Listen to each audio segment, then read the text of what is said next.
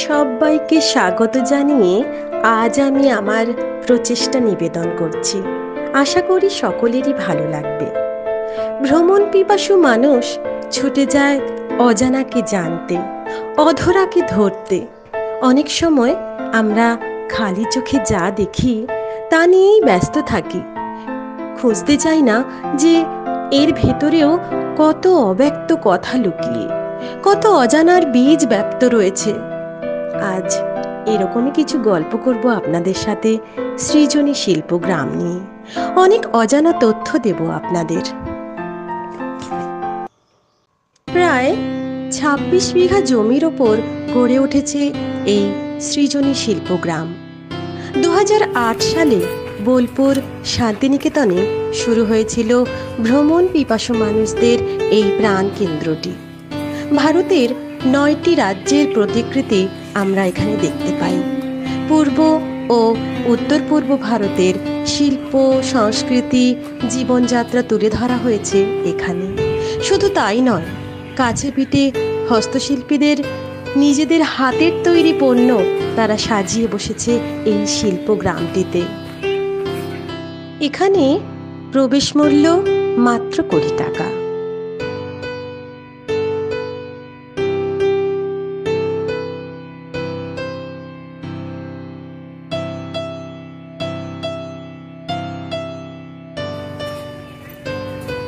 সুবিশাল প্রাকার বেষ্টনী পার করে দেখি ভেতরে কাঠের স্থাপত্য মণ্ডিত সুন্দর বনবিতান বিরাজমান। সামনেই দেখি রঙ্গমঞ্চ, যেখানে নৃত্য গীতের লহরী পরিবেশিত হয় নৃত্য।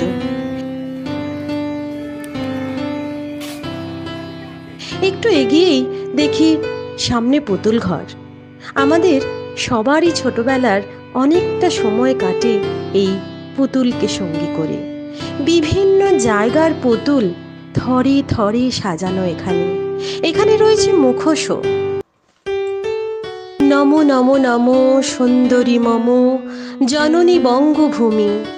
এই আমাদের দুর্বাকমলের পল্লী বাংলা, পশ্চিমবঙ্গ।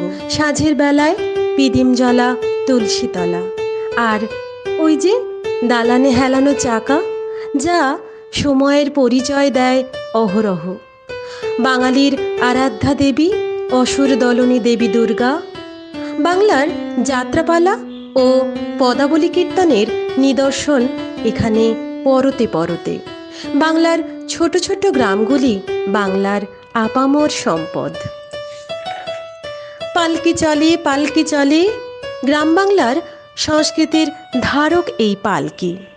আগেকার দিনে বহুল ব্যবহার থাকলেও কালের বিবর্তনে এর ব্যবহার হয়েছে নামমাত্র।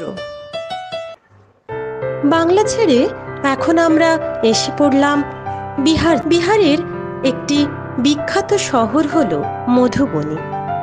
এখানের একটি উল্লেখযোগ্য শিল্পকলা মধুবনী, যা কিনা দেওয়াল জুড়ে অঙ্কিত। এবার আমরা এসে পড়লাম ভারতের অঙ্গরাজ্য সিকিমে। সৃজনী শিল্পগ্রাম তার কারুকৃতিতে তুলে ধরেছে এক টুকরো সিকিম। নেই এখানে চুমরি গাই থেকে শুরু করে লেপচাদের বাড়ি ঘর, তাদের পোশাক আশাক, আমোদ প্রমোদ এবং তাদের গুরু ধ্যানমগ্ন রিম্পোচি। হঠাৎই চোখে পড়ল কাজিরাঙার একশিঙা গন্ডার। ও মা, এ তো আমরা এসে পড়লাম একেবারে আসামে। আর এসেই যখন পড়লাম, তখন আসামের কিছু গল্পই না হয় আপনাদের বলি। আসাম মূলত মুগা সিল্ক ও চা বিখ্যাত একটি জায়গা। আসামের বৈচিত্র্য ফুটে উঠেছে এবাড়ির কোনায় কোনায়। সংগ্রহশালায় দেখি তাঁত যন্ত্র, যেখানে তৈরি হচ্ছে পরিধেয় আচ্ছাদন। আর তার ঠিক ওপরে কাঁচের শোকেশে দেখি মেয়েরা সামিল হয়েছে বিহু নাচে। পরনে তাদের মেখলা, মাথায় তাদের ফুল, আর ছেলেরাও মাতোয়ারা হয়েছে তাদের সঙ্গী হয়ে বিভিন্ন বাজনা সহযোগে। ভারতের আরেকটি রাজ্য ত্রিপুরা। এখানে তারই ছবি তুলে ধরা হয়েছে অনাড়ম্বরভাবে। বাঁশ ও বেতের সাজ সরঞ্জাম দেখি এখানে। এখানে অনুষ্ঠানে মেয়েরা মাথায় ভারী কিছু একটা নিয়ে নৃত্য পরিবেশন করে। এরপর সোজা চলে এলাম নিকোবর আইল্যান্ডে। সামনেই দেখুন জবা গাছে কত ফুল ধরেছে। মনে পড়ে গেল রবি ঠাকুরের লেখা 2 লাইন কবিতা, কাল ছিল ডাল খালি আজ ফুলে যায় ভরে।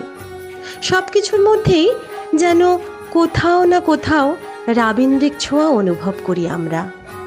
যাই হোক, নিকোবর দ্বীপের ছোট ছোট বাড়িগুলি গাছের গুঁড়ি, বাঁশ ও বেতের তৈরি। গাছের গুঁড়ি দিয়েই বানানো আদিবাসীদের প্রতিকৃতি, দেওয়ালে অঙ্কিত তাদের ব্যবহার্য সামগ্রী। অন্যদিকে টিলার আকারে গড়া আন্দামানিজদের বাড়ি, ভেতরে কাঁচের শোকেশে মূর্তিমান প্রতিকৃতি জারোয়া। এই জারোয়া মাছ ধরতে ব্যস্ত, আর তার পাশেই কিছু জারোয়া দলবদ্ধভাবে আনন্দে বিভোর হয়ে নাচছে। পাশের যে ছবিটি এখন আমরা দেখছি, এটি মূলত মণিপুর রাজ্যের নাচ। এখানে একটি বিশেষ নিদর্শন হলো মণিপুরী নৃত্য। মণিপুরী নৃত্য মূলত রাসলীলা ভিত্তিক। রাধাকৃষ্ণের অপার্থিব প্রেম কাহিনী নৃত্যের ভঙ্গিতে তুলে ধরা হয়েছে। ল্যান্ড অফ জঙ্গল, অর্থাৎ সোজা বাংলায় আমরা যাকে বলি জঙ্গলমহল, এটি হলো ঝাড়খণ্ড প্রদেশ। বনজ ভেষজ সব কিছুতেই পরিপূর্ণ এই রাজ্যটি। এই লাল পাহাড়ির দেশের একটি উল্লেখযোগ্য বিষয় হলো পলাশ ফুল। বহু পর্যটক ছুটে আসে এই ফ্লেম অফ ফরেস্ট দেখবার উৎসুক নেশা নিয়ে। এই পলাশের আরও অনেক গল্প না হয় আরও একদিন শোনাবো আপনাদের। চলুন এবার যাই আরেক রাজ্যে, সুদূর উৎকলে, যা প্রভু জগন্নাথ ধাম নামে সর্বজন বিদিত। সুবিশাল তোরণ পার করে আমরা অন্দরে ঢুকে দেখি পরতে পরতে শিল্পের ছোঁয়া, বিশেষত পটচিত্র, যা একটি বিশেষ ঐতিহ্যবাহী। পিপলি গ্রামের মানুষেরা প্রাকৃতিক রং, চক ও তেঁতুল বীজ সহযোগে কাপড়ের ওপর তুলির টানে জীবন্ত করে তুলেছেন অতীতের ইতিহাসের পাতা কিংবা পুরাণ গল্পগাথা। সামনেই প্রভু জগন্নাথ দেবের মন্দির, গর্ভগৃহে ইষ্টদেব বিরাজমান। মনে পড়ে রবীন্দ্রনাথের কবিতার 2 ছত্র, পথ ভাবে আমি দেব, রথ ভাবে আমি দেব, হাসে অন্তর্যামী। এরই মধ্যে সাগর ডাকে আয়, এক টুকরো ঝিনুকের দেখা, আর তার মধ্যে মুক্ত নয়, খুঁজে পেলাম সিদ্ধিদাতাকে। যাই হোক, সামনে পথ চলতে চলতে হঠাৎ থমকে দাঁড়ালাম একেবারে রথের চাকার সামনে। আসলে বুঝতেই পারিনি, সময় আপনা হতেই গর্জে উঠে বলছে রোসো এবার। কিন্তু না, থামলে তো চলবে না। গন্তব্য আরো দূর দূরান্তে, দূরে বৃক্ষতলে ছন্দে দোলে, আর ওই যে ছায়াবিথি কিন্নর দল মৃদঙ্গ বংশীতে হলো বিভোর, একাকিনী সঙ্গ দেব তপবর। এখানে বৃক্ষরাজ সেজেছেন যেন অপরূপ এক সাজে। শিল্পী তার শিল্প সুষমায় ছেনি দিয়ে এক অনবদ্য রূপ প্রদান করেছেন যেন। সামনে সহজ সরল মানুষগুলো মেতেছে টাপা টিনিকে সঙ্গী করে নাচের তালে তালে।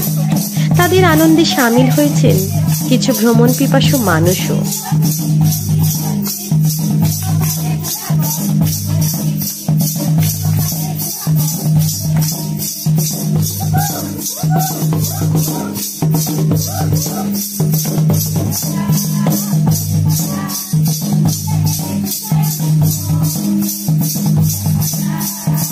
আর এখানেও চলছে বিকিকিনির আসর।